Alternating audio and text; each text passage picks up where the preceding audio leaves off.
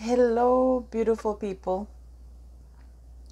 I hope you had a lovely Christmas. I want to thank you for the donations for the lady who lost her house. With your donations, we've raised $343 and some cents. I really appreciate anything you can donate to help her rebuild the house and basically buy everything from scratch. It's much appreciated. So thank you for for that, for helping. And any donations are welcome because she has to buy everything. I mean everything.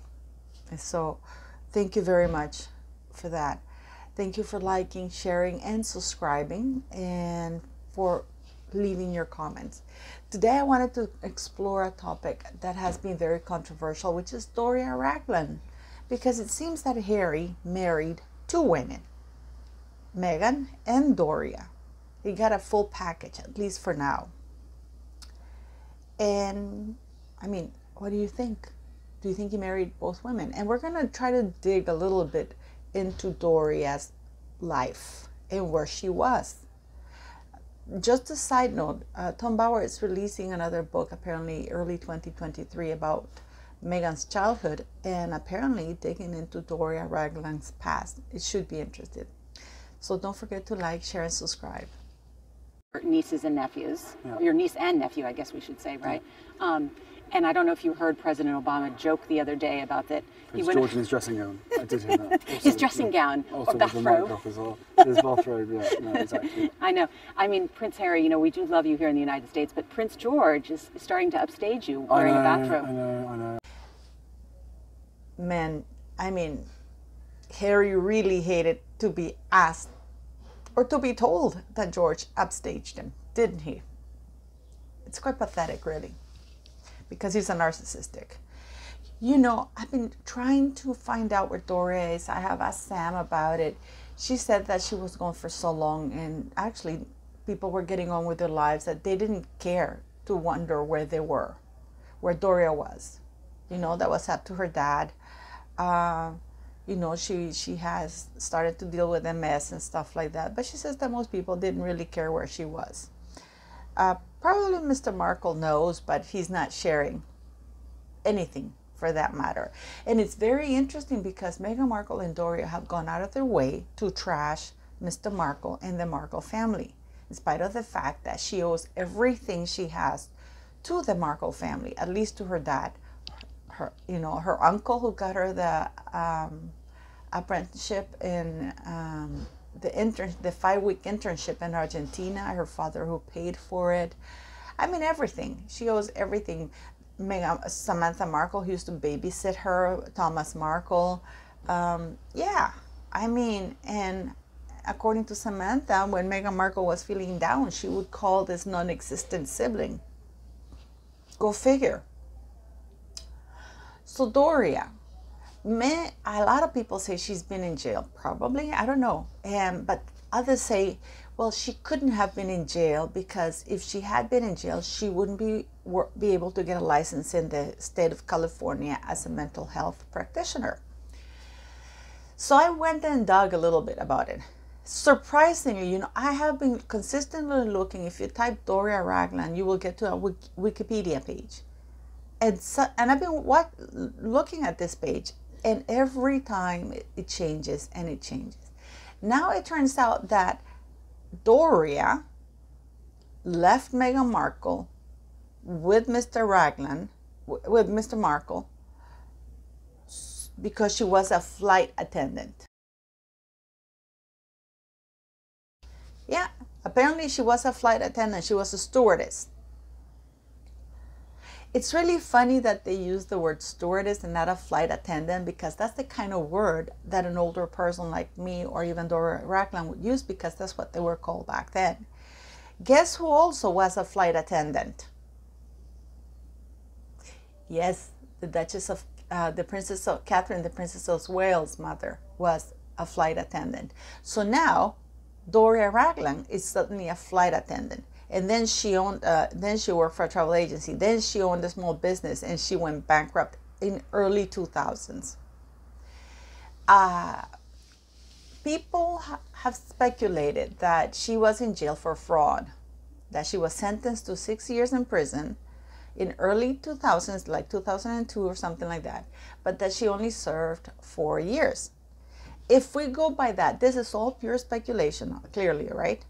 If we go by that theory, that she was in jail from 2002 till 2006, it would kind of make sense why she went back to school in 2015. Because according to the state of California, you need, and depending on the crime, if this is a non-violent crime, you need to wait, and it's not related to the field you want to study, you can get a license. For example, if you were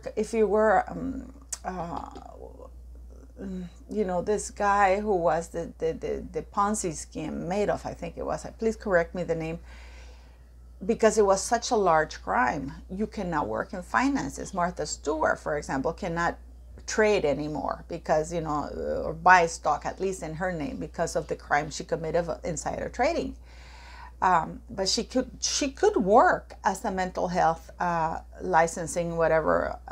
She could get a mental health license if she wanted to, because the crime that she was convicted for has nothing to do with mental health, you know, getting a mental health practitioner's license.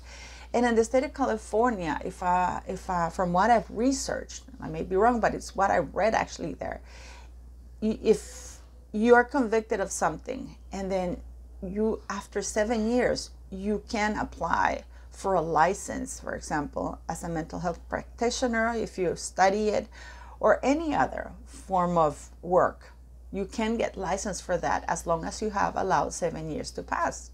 So if, let's say, and this is all speculation, that Doria Ragland indeed went to jail from 2002 to 2006. She got in 2006. Then 7 years passed. That's, you know, that's 13, you know, 2013. And then she graduates in 2015 and gets her mental health licensing. So it would make sense why such a large span of time between her in 2000 and getting her license as a mental health practitioner in 2015. Again, this is all speculation, okay? Because that would kind of fit the mold as to why she waited so long to become a mental health practitioner, because she needed to wait for that lapse of time in order to be able to qualify to get that. I mean, a lot of people are saying that she just, you know, buggered off and she didn't want to have anything to do with Meghan Markle. And the funny thing is that it's come to light that the person recording all these inside things with Harry and Meghan was Doria. I mean, how creepy is it that you are in the intimacy of your home and you have your mother-in-law there filming everything about you? You're having romantic walks and your mother-in-law is right behind you. I mean, in the thumbnail, you see Meghan, Doria, and last Harry, because that is the order of that dysfunctional relationship. Doria is more than happy to go and lie on a worldwide stage and, you know, and say that she raised Meghan from the age of 2 years. But then nobody ever saw Doria around Meghan after that. Teachers have claimed that they never saw Doria around Meghan. They thought, you know, everything is about Mr. Markle early on. So it's going to be very interesting to see Tom Bauer's book. But for Harry, how can Harry allow Doria? I mean, I understand to have a close relationship, but to have her be filming from the very beginning of the relationship, intimate moments of them walking around, I mean, that is creepy as hell. Why were they filming those things? Why was Doria there? I mean, doesn't she have a life? And people, you know, it's just kind of weird that Harry and Meghan talk about privacy, and then they have Doria, the mother-in-law, living there, filming everything about them. You know, it's, I mean, did he marry Doria as well? I really don't understand the dynamic of it. So, I mean, what do you guys think? I understand that you can be close to your mother-in-law, but then you can live separately. But to have her be filming stuff that is so intimate, it's really, to me, I mean, and this to me seems like a plan between Meghan and Doria. I'm not saying that Harry's blameless. I think it's a willing participant.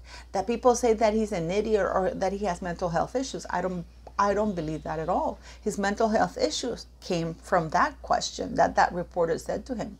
That even though they love him in the United States, Prince George was now a toddler, was upstaging him. And you can see his face. I mean, I don't put more of that because it gets cringer, because he actually changes the topic. You know, he starts mumbling and changes the topic. But it hit home. So Harry married Meghan, and he got Doria as well, because they both serve his purpose to be above Prince William and have one above Prince William and to be able to call his entire family racist. I was having a conversation because people are angry. The whole world, everybody's issuing apologies because of Jeremy Clarkson reacted to the fact, to Meghan Markle's lies, to Meghan Markle's slanders, to Meghan Markle's mocking his culture in a worldwide state, to Meghan Markle lying about an emblem that represents him. And I've said in my TikTok, I posted this little video, that had Meghan mocked the Native American culture, the Hindu culture, or Asian culture, she would have been absolutely trashed. But because she's mocking the British culture, the British institution, oh, it's okay, it's a free pass. And people should only think of her as a woman, as a mother, and as a sister, as a granddaughter. She hasn't thought of anybody else as such. She hasn't thought of Samantha as a sister, as a mother, as a disabled woman suffering from MS. She didn't think of the Queen. Neither did Doria, because make no mistake, this is in conjunction with Doria. Now Harry, when he went to Prince Philip's funeral, he knew full well what was the Netflix thing was going on. When he went to Queen Elizabeth's funeral, he knew he was trashing his grandmother's legacy. The fact that they altered her speech, you know, the speech that says, I declare before you all, they altered it and they removed a very crucial part of the speech to twist it around. You all saw my reaction to that. So, I mean, this is one article. Meghan has written how many articles now? She was in South Africa trashing the royal family. Nobody's asked me how I'm doing. She was leaking false information, accusing Prince William of having an affair. She was bullying people. But again, how many articles have Meghan Markle written trashing the royal family? The 90-minute interview with Oprah, trashing the royal family, lying about the royal family. The Cut article written, again, trashing the royal family. This whole documentary, again, trashing the royal family. I mean, how many times is she allowed, with her actions and her words, to trash the royal family? But God forbid somebody would have a guttural reaction to all the lies and slander. God forbid, then we have to give her an apology. Where is her apology? Where is Harry's apologies? And most important of all, where is Doria's apology? Because Doria is milking this cow for all it's got. Doria is not leaving until that cow has finished giving her the last drop of milk. That's how Doria is. And Harry, I mean, doesn't he want to have, you know, his own time with his wife? You know, doesn't he want to have his own family? Like, I mean, wife, family, why is he having Doria filming everything? There, in the intimacy of their home. You know, when they filmed that reaction to the Oprah interview? And that's Doria filming them. So that is creepy as hell. But what do you guys think? Do you think that Harry married Doria and Meghan? Do you think that Doria is the one calling the shots? Do you think that Harry is part of this whole thing and is willingly going along? Do you think Doria was in jail? Because if she had been in jail for fraud, for money, she actually can get, believe it or not, she can get a mental health practitioner's license because it has nothing to do with for the crime she was convicted. So, I mean, do leave me your comments and thoughts. I really would like to hear this one.